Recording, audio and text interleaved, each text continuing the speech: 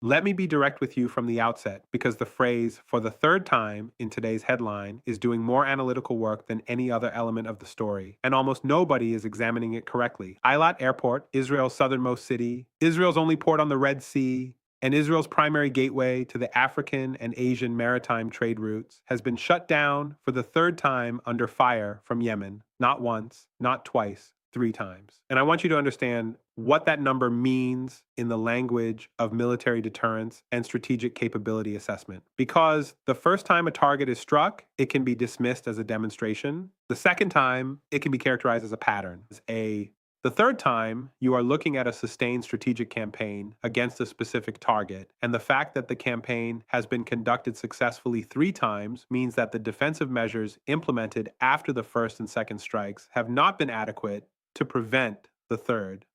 That inadequacy is the story, not the strike itself. The story is what three successful strikes against the same target, despite two rounds of defensive improvements, tells us about the actual balance of military capability between Yemen and the Israeli-American defensive architecture arrayed against it. In the next 18 minutes, I am going to walk you through exactly what Eilat represents in Israel's strategic geography, why three successful strikes against the same airport is strategically more significant than three times as significant as one, what the inability of defensive improvements between strikes 1 and 2 and between strikes 2 and 3 to prevent the next strike tells us about the fundamental challenge of defending against the specific threat capability being used and what the cumulative economic and strategic consequences of Eilat's repeated shutdown means for Israel's southern economic corridor and for the broader regional picture. Subscribe now if you are watching this and realizing that you have not been getting this depth of analysis anywhere else. What we are about to cover requires a strategic framework that the reporting on this story has consistently lacked.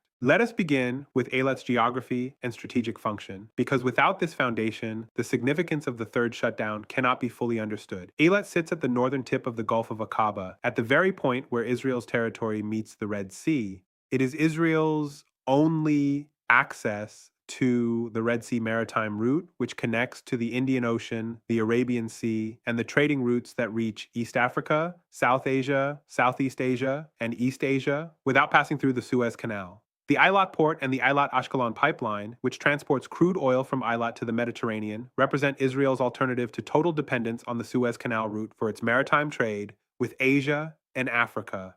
Eilat Airport serves a dual function. As a civilian airport, it is Israel's primary gateway for direct tourism and commercial connections to African and Asian destinations, and it is a critical node in Israel's aviation connectivity with the eastern and southern portions of its trading relationship geography.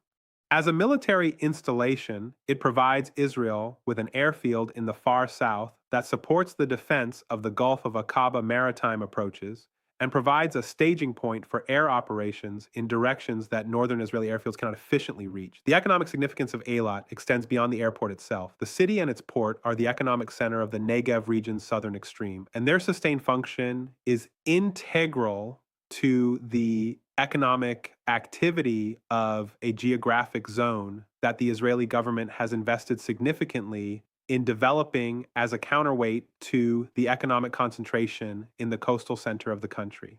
When Eilat shuts down, the economic consequences extend through the regional supply chains, the tourism infrastructure, and the maritime trade operations that the city supports. Three shutdowns, each one producing these consequences, each one occurring despite the defensive measures implemented after the previous one. Stay with me because this is where the analysis becomes impossible to ignore. Announcement number one, three successful strikes against the same target after defensive improvements between each strike is a demonstration of adaptive operational capability that is qualitatively different from three strikes against different targets. And this is the element that matters most, and that no mainstream analysis of this story has addressed. When a military force strikes a target, the defending side studies the strike, identifies the vulnerability that was exploited, implements defensive countermeasures, and expects the next strike to face improved defenses. This is the standard cycle of offense and defense in modern military conflict. What makes the third successful Yemeni strike against Eilat Airport strategically significant is that it demonstrates that this standard cycle is not working as the Israeli and American defensive planners expected it to. After the first strike, defensive measures were implemented. After the second strike, further defensive measures were implemented. The third strike succeeded despite both rounds of defensive improvement. This means one of two things. Either the defensive measures implemented were inadequate because the threat capability available to the attacker exceeds what the defending side assessed, or the attacker has the ability to adapt its approach faster than the defender can implement countermeasures.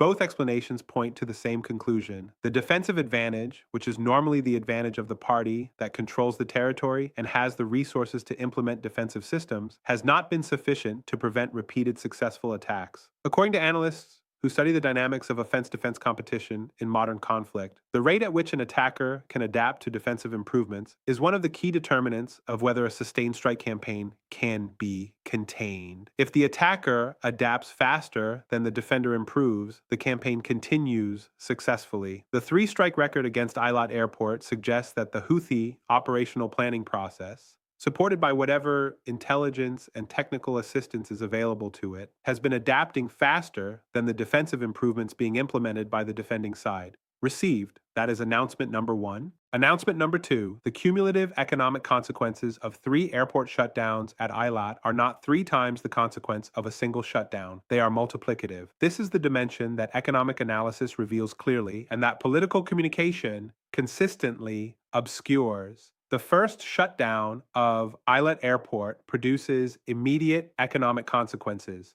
Flights are diverted, tourist arrivals are canceled, cargo operations are disrupted, insurance costs for operations at the airport are recalculated upward to reflect the demonstrated threat. These are the first-order consequences. The second shutdown confirms that the first was not an anomaly. At this point, the risk calculation for all commercial operations at Eilat Airport changes structurally. Airlines whose route planning requires consistent operational reliability cannot include Eilat in their networks on the same basis as airports that have not been struck. Insurance underwriters cannot offer the same premium structure for an airport that has been struck twice. Tourist operators cannot market Eilat with the same confidence in destination availability that they require to commit to package programs. The second shutdown does not simply add the direct economic cost of a second shutdown to the cost of the first. It changes the ongoing commercial viability calculation of the airport in ways that produce sustained economic damage between shutdowns as well as during them. The third shutdown compounds this further. At this point, the commercial viability question for Eilat Airport is not being asked conditionally, it is being asked categorically. The airport has now been shut down 3 times under fire from Yemen. The pattern is established.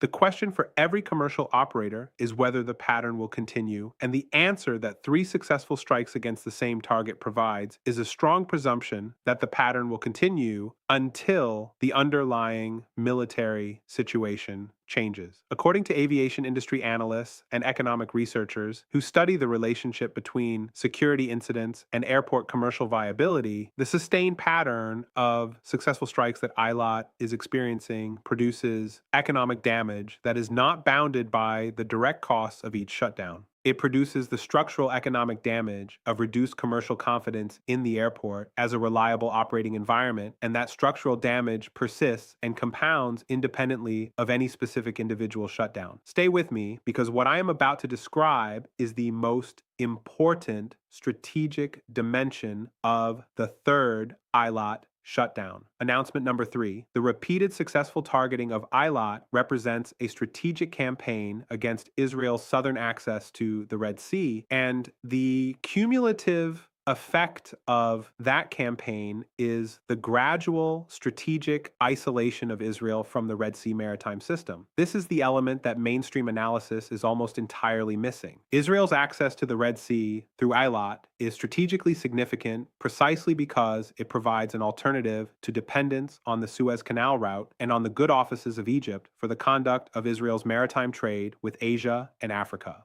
When the Suez Canal route is problematic or unavailable, Eilat provides an alternative that allows Israeli trade to continue. When relations with Egypt are strained, Eilat provides a degree of maritime independence. And in the current context, when the Red Sea has become a contested maritime environment due to Houthi operations against commercial shipping, Eilat's function as Israel's Red Sea gateway has become simultaneously more important and more vulnerable. The systematic targeting of Eilat Airport is not simply an attack on a specific piece of infrastructure. It is an attack on the southern anchor of Israel's maritime independence. Each successful shutdown reduces the reliability of Eilat as a functioning maritime and aviation gateway, and that reduced reliability affects Israeli strategic calculations about the security of its Red Sea access in ways that compound with each additional shutdown.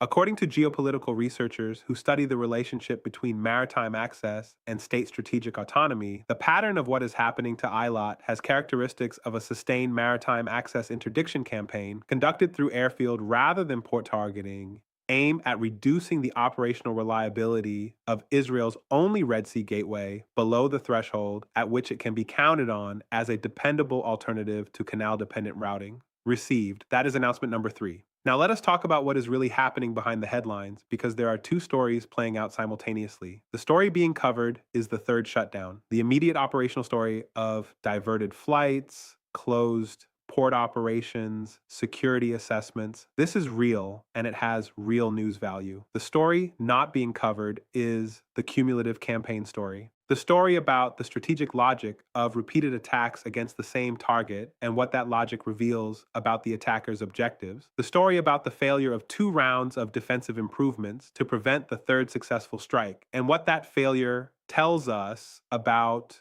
the fundamental challenge of defending against the specific threat capability being used. The story about the compounding economic and strategic consequences of a campaign that has successfully closed Eilat Airport 3 times and whose trajectory suggests that it is not complete. Think carefully about what this represents. Every government and every commercial operator that maintains economic relationships with Israel, that route through Eilat is now making a new risk calculation. Not because Eilat has been struck once and they are waiting to see if it was an anomaly. Not because it has been struck twice and they are watching for the pattern. Because it has been struck 3 times despite defensive improvements, and the pattern is established. The calculations being made in airline scheduling departments, in shipping company route planning offices, in insurance underwriting rooms, and in the strategy departments of companies with Israeli trade relationships that route through Eilat are not optimistic. This pattern has a precise historical parallel. Consider the Peloponnesian War's Sicilian expedition. Athens sent its fleet to Sicily with the expectation that military superiority would produce a decisive result. What Athenian planners failed to adequately account for was the ability of the opposing force to adapt to each Athenian tactical approach faster than Athens could develop new ones. The Athenian fleet, despite its technological and organizational superiority, found itself in an operational environment where its advantages were consistently neutralized by an opponent whose local knowledge, motivation, and adaptive capacity exceeded what Athenian planning had anticipated. The Sicilian expedition failed not because Athens lacked military capability, but because the operational environment contained variables that Athenian planners had underestimated. The defensive side at Eilat Airport is in an analogous position, not because it lacks defensive capability, but because the attacker has demonstrated an adaptive capacity that the defensive planning had underestimated. So where does this leave us? Let me give you 3 clear paths.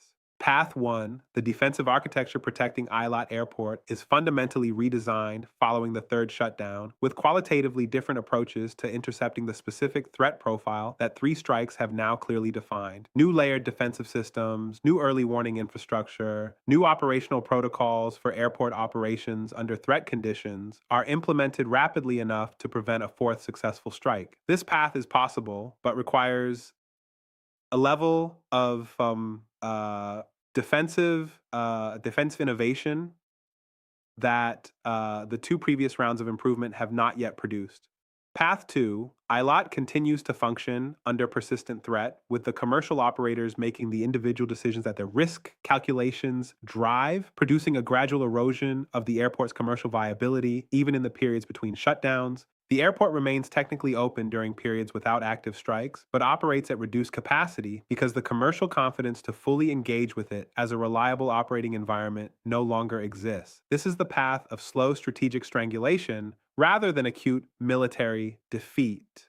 Path 3. A fourth shutdown follows before adequate defensive improvements can be implemented, confirming the pattern firmly enough that commercial operators begin making permanent rather than temporary adjustments to their operations. At this point, ILET's function as a reliable gateway is structurally compromised in ways that persist beyond the immediate conflict and require substantial diplomatic and military resolution to restore. I believe the honest assessment places us tracking between path 2 and path 3, with the critical variable being whether the defensive innovation required for path 1 can be achieved at the speed the situation demands. Tell me in the comments whether you believe Israel can prevent a fourth Eilat airport shutdown and what you think the most significant long-term consequence of the 3 shutdowns already achieved will be for Israeli strategic position in the Red Sea. Tell me whether you believe the Houthi campaign against Eilat will extend to the port infrastructure in addition to the airport. We will keep tracking every development in the Red Sea theater, in the defense of Eilat, and in the strategic consequences of what is being demonstrated there. That is what this analysis does every single day. Subscribe now. Share this with everyone who needs to understand why the third shutdown of an airport is not 3 times as significant as the first shutdown. It is the establishment of a pattern that changes everything. Turn on notifications so you do not miss the next update, and we will see you in the next analysis.